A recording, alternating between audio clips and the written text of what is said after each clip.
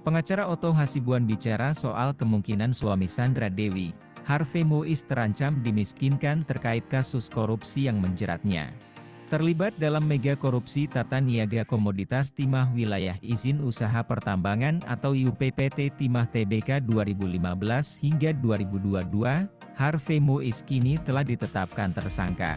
Merugikan negara hingga 271 triliun rupiah, Harvey Mois terancam dimiskinkan. Pun sejumlah aset miliknya seperti mobil Rolls-Royce dan Mini Cooper disita hingga rekening suami Sandra Dewi sudah diblokir. Soal kemungkinan Harvey bakal dimiskinkan, Otto Hasibuan ikut memberikan tanggapannya. Sebagai seorang pengacara, Otto Hasibuan memastikan Harvey akan dihukum secara tegas. Namun terkait ancaman dimiskinkan, dirinya belum berani menanggapi lebih lanjut. Di sisi lain, Otto juga memberi tanggapan soal kemungkinan Sandra Dewi ikut terlibat dalam mega korupsi yang dilakukan suaminya. Mertua artis Jessica Mila ini enggan menduga-duga sebelum adanya bukti yang nyata. Pun menurutnya, tuduhan Sandra Dewi ikut terlibat korupsi Harvey dinilai terlalu dini. Otto menilai, seorang istri tidak selalu mengetahui apa saja yang dikerjakan hingga dana yang diperoleh suaminya.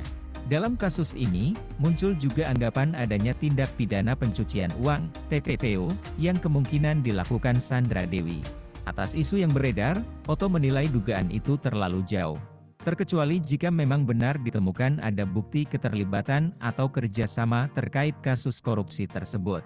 Untuk itu, Otto menilai pihak Kejaksaan Agung Republik Indonesia yang berhak menyelidiki lebih lanjut. Sandra Dewi hari ini diadukan ke Kejaksaan Agung. Baru-baru ini, nama Sandra Dewi ikut disorot atas kasus korupsi suaminya.